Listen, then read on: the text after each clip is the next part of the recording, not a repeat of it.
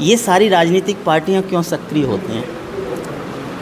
कारण सिंपल सा इतना है कि चुनाव के 3 महीने पहले की मेहनत और उसके बाद चुनाव में जीत और उसका सत्ता का उपयोग केवल यहीं तक ही सीमित है। आज अगर हम देखते हैं, अगर हम कांग्रेस की बात करें तो पिछले 10 साल का शासनकाल जो बीजेपी का था, कांग्रेस कहती है 10 साल में बीजेपी ने कुछ नहीं किया, अब हम आएंगे सत्ता में तो हम ये करेंगे। अरे 10 साल से पहले भी तो आपका शासनकाल था। सलाम करता हूँ, सलूट करता हूँ, लेकिन आज जो बेसिक समस्या है उनका क्या?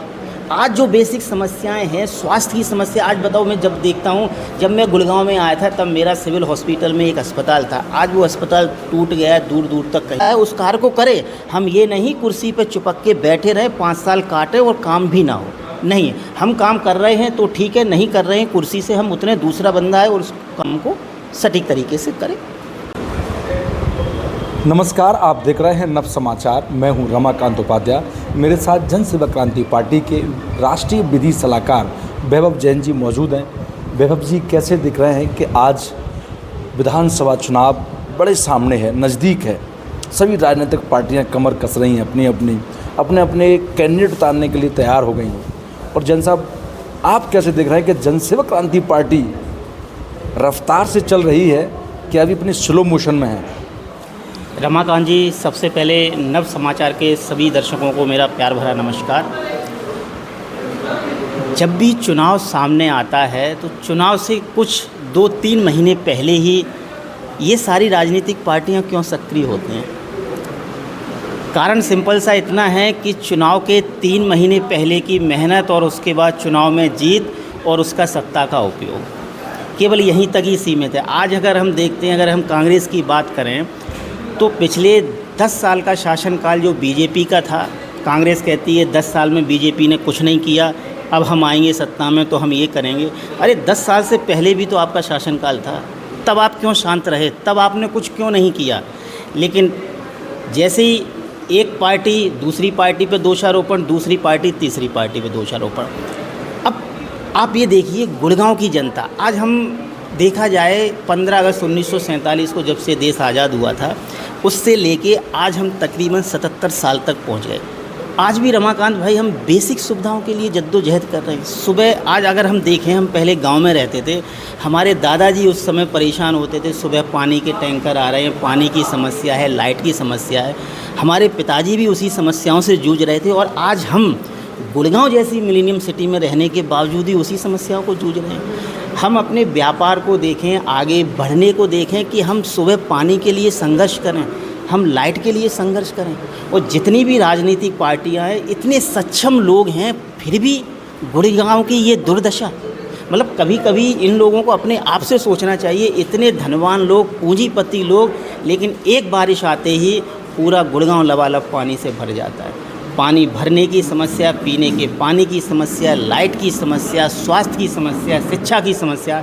इस गुड़गांव के अंदर अगर पूंजीपति लोग हैं तो वो तो अच्छे से रह पा रहे हैं, बाकी आम जन का बड़ा ही बुरा हाल है रमाकांत भाई। दूसरा बात यह है कि आपने अभी बात की कि तमाम सभी राजनीतिक पार्टियां लगभग यही चर्चा करती हैं।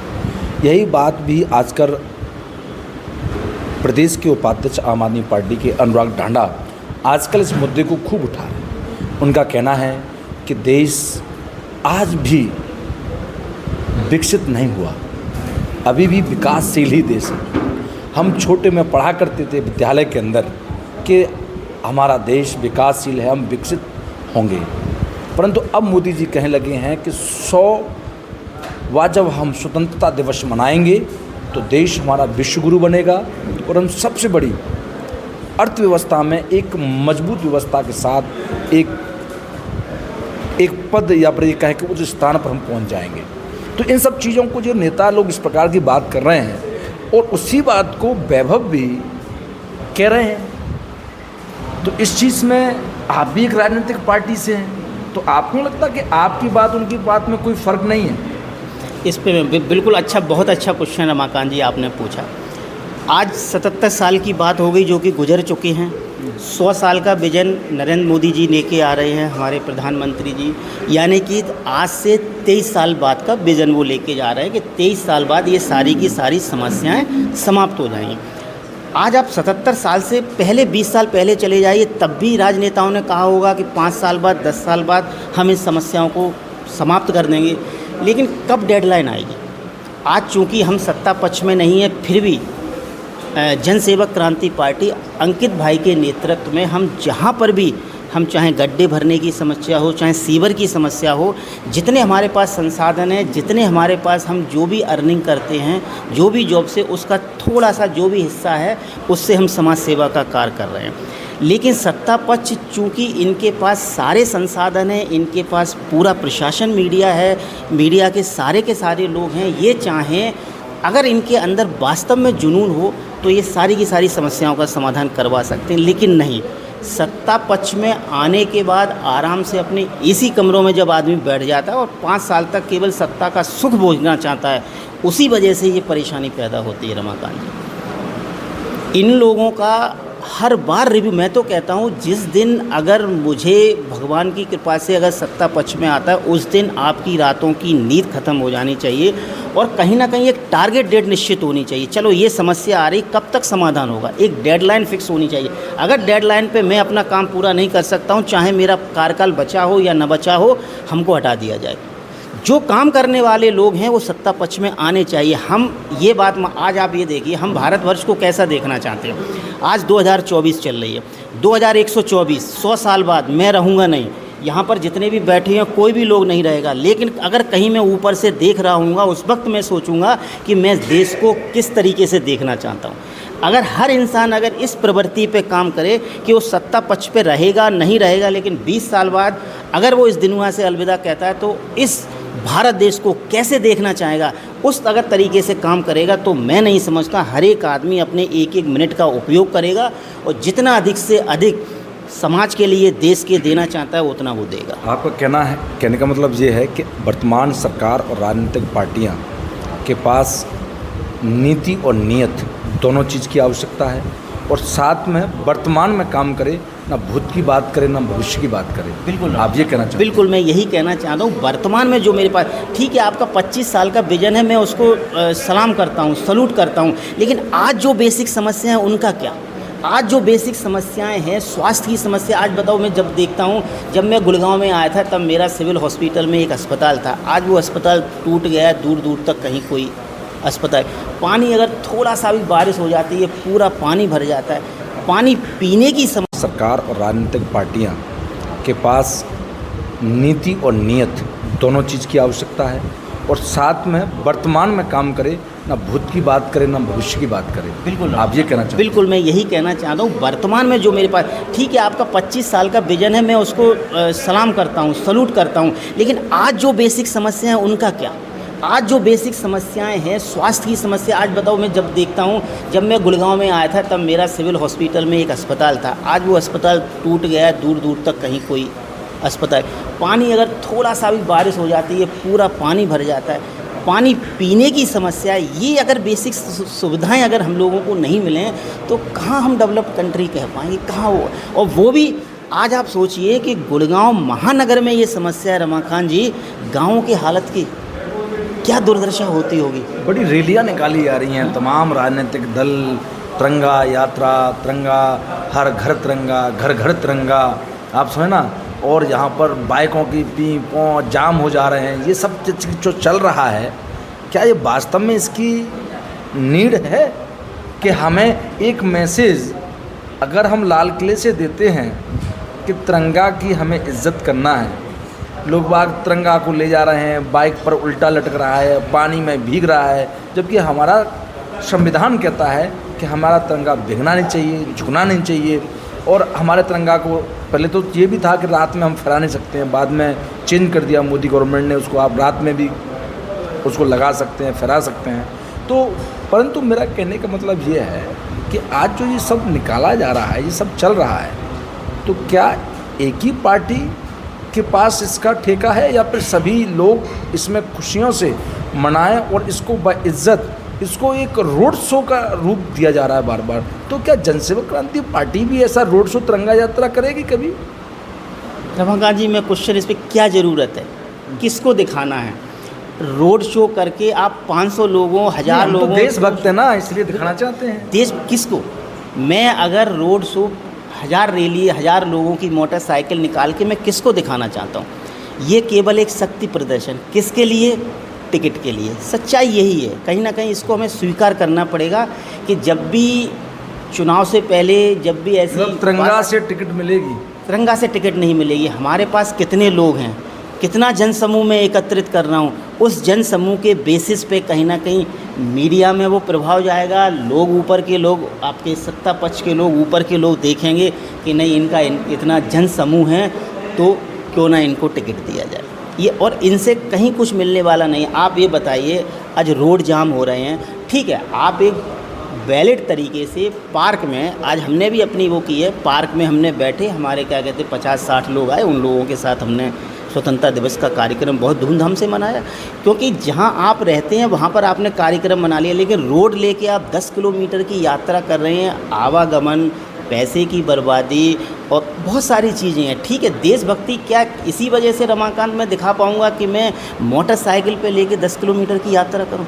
उसमें आवाज़ भी होती है, फूम फटाक बहुत सारी चीज़ें करते हैं वो। इस संसाधन को क्या मैं देश की सेवा के लिए नहीं यूज कर सकता? आज हमारे एरिया के जो बच्चे थे, हमने एक छोटा सा कार्यक्रम, ठीक है, हमारा स्वतंत्रता दिवस का कार्यक्रम है, लेकिन सारे बच्चे 15 मिनट के लिए श्रमदान करेंगे, गली की सफाई करेंगे। अरे उस श्रम का अच्छे कार्यों में क्यों यूज नहीं किया जा रहा? केवल मोटरसाइकिल घूम के 20-20 किलोमीटर की यात्रा तक पैसे की बर्बादी, इसकी बर्बादी, आखिर क्यों? उन सारे लोगों को एक साथ एकत्रित करके उनका जो भी ऊर्जा है वो अच्छे कार्यों में क्यों ना लगाई जाए? अंकित अलग के लिए क्या कहते हैं? अंकित अलग के लिए मैं यही कहूँगा, जनसेवक क्रांति पार्टी चूँकि पढ़े लिखे लोगों की पार्टी, एक हमारा एक कहीं ना कहीं विजन है, समस्या है उसके साथ उसका समाधान है। समाधान भी कब तक, ये नहीं है कि 10 साल तक हम बस समाधान, नहीं, हमारे पास समस्या है, 2 साल 3 साल में उस समस्या का समाधान, एक टारगेट डेट निश्चित करके हम कहीं ना कहीं उसी प्लान पे कार्य कर रहे हैं। अंकित भाई के नेतृत्व में गुड़गांव विधानसभा में अगर हमें मौका मिलता है और पूरे गुड़गांव की जनता का अगर हमें आशीर्वाद और समर्थन मिलता है, तो आप विश्वास मानिए इस गुड़गांव की जो दशा और दुर्दशा है उससे निकलने का हम भरपूर प्रयास करेंगे। और हम सारी टीम मिलके अपने तन मन धन से, जनता चाहती है, हम आप पर विश्वास क्यों करें? हमारे पास तो जो आप बातें कह रहे हो वही तमाम राजनीतिक नेता कह रहे हैं, राजनीतिक पार्टियां कह रही हैं, हम कैसे विश्वास कर लें? ठीक है, चलो आप हम पे विश्वास नहीं करेंगे क्योंकि हम एक नई पार्टी, हम ये मान के चलते हैं आपने जिन लोगों पे विश्वास किया है, क्या वो आपके विश्वास पे सटीक उतरे हैं? हम यहाँ से चलते हैं क्योंकि हम तो काम करने के लिए आए हैं, हम काम निरंतर करेंगे। आज हमें अगर सत्ता नहीं भी मिलती है तब भी हम अपने संसाधन से जितना हमसे हो सकेगा हम आज भी गड्ढे भरेंगे, जहाँ सीवर की समस्या होगी आज भी हम करेंगे। 2024 में चुनाव ख़त्म भी हो जाएगा, हम जीतें हारें उसकी परवाह ना करते हुए हम आगे आने वाले समय में भी अपने जो कार्य हैं वो हम करते रहेंगे। चूँकि जनता से बस इतना कहूँगा कि आपने पहले भी लोगों को वोट दिया हुआ है, पहले भी लोगों पे विश्वास किया है, अगर उन पे आपने विश्वास किया हुआ है तो हम आपके पास हाथ जोड़ के विनम्र अनुरोध करते हैं, एक मौका कहीं ना कहीं हमें भी दिया जाए। और हम ऐसा नहीं कह रहे हैं, हमारा एक अनुरोध भी निकल के आया था राइट टू रिकॉल का। अगर हमें आपने चुन के भेजा हुआ है और हम तय समय में अपना कार्य नहीं करते हैं तो आपको ये अधिकार भी होगा आप हमें सत्ता पक्ष से नीचे उतार दें, क्योंकि और हमें उतरने में बड़ी खुशी महसूस होगी, क्योंकि जो काम हम नहीं कर सकते हैं, रमाकांत जी आए, कोई दूसरा है उस कार्य को करे। हम ये नहीं कुर्सी पर चिपक के बैठे रहे 5 साल काटे और काम भी ना हो, नहीं, हम काम कर रहे हैं तो ठीक है, नहीं कर रहे हैं कुर्सी से हम उतने, दूसरा बंदा है और उस काम को सटीक तरीके से करें, तभी देश का विकास संभव है। केवल कुर्सी पकड़ने से विकास कहीं भी संभव नहीं। और दूसरी बात मैं कहता हूँ, ठीक है, सत्ता पक्ष में आना ना आना एक दूसरी प्रक्रिया है, लेकिन एक समाज में रहने के नाते, एक भारतीय नागरिक होने के नाते हमारा भी कुछ कर्तव्य बनता है। सत्ता नहीं भी मिलती है तब भी आप बहुत सारे ऐसे काम हैं, बहुत सारे ऐसे छोटे काम हैं जो अपने संसाधन से किए जा सकते हैं। अरे हम इतना ही कर लें कि जगह जगह पर कूड़ा खुद आया था राइट टू रिकॉल का। अगर हमें आपने चुन के भेजा हुआ है और हम तय समय में अपना कार्य नहीं करते हैं तो आपको ये अधिकार भी होगा आप हमें सत्ता पक्ष से नीचे उतार दें, क्योंकि और हमें उतरने में बड़ी खुशी महसूस होगी, क्योंकि जो काम हम नहीं कर सकते हैं, रमाकांत जी आए, कोई दूसरा है उस कार्य को करे। हम ये नहीं कुर्सी पे चिपक के बैठे रहें, 5 साल काटे और काम भी ना हो। नहीं, हम काम कर रहे हैं तो ठीक है, नहीं कर रहे हैं कुर्सी से हम उतने, दूसरा बंदा है और उस काम को सटीक तरीके से करें, तभी देश का विकास संभव है। केवल कुर्सी पकड़ने से विकास कहीं भी संभव नहीं। और दूसरी बात मैं कहता हूँ, ठीक है, सत्ता पक्ष में आना ना आना एक दूसरी प्रक्रिया है, लेकिन एक समाज में रहने के नाते, एक भारतीय नागरिक होने के नाते हमारा भी कुछ कर्तव्य बनता है। सत्ता नहीं भी मिलती है तब भी आप बहुत सारे ऐसे काम हैं, बहुत सारे ऐसे छोटे काम हैं जो अपने संसाधन से किए जा सकते हैं। अरे हम इतना ही कर लें कि जगह जगह पर कूड़ा खुद ना डालें, अगर डला हुआ है तो साथ के कूड़े की सफाई कर दें, ये भी अपने आप में बहुत बड़ा काम है, ये भी हम कर सकते हैं। जगह जगह कई बार बच्चे देखते हैं कि झोंपड़पट्टी में बच्चे हैं, अरे ठीक है, संडे की संडे कई बार उनको सिखाने के लिए कुछ रोज़गार के लिए छोटे मोटे इलेक्ट्रीशियन वगैरह के उनको कहीं ना कहीं प्रशिक्षण देके अगर हम उनके रोज़गार उपलब्ध करा सकें, उसके लिए तो सत्ता पक्ष की कोई ज़रूरत नहीं है, लेकिन हम अपने संसाधन से कर सकते हैं। और वो मैं क्या, जो भी सुख संपन्न व्यक्ति है ना, उसको ये सारे कार्य अपने संसाधन से करने भी चाहिए।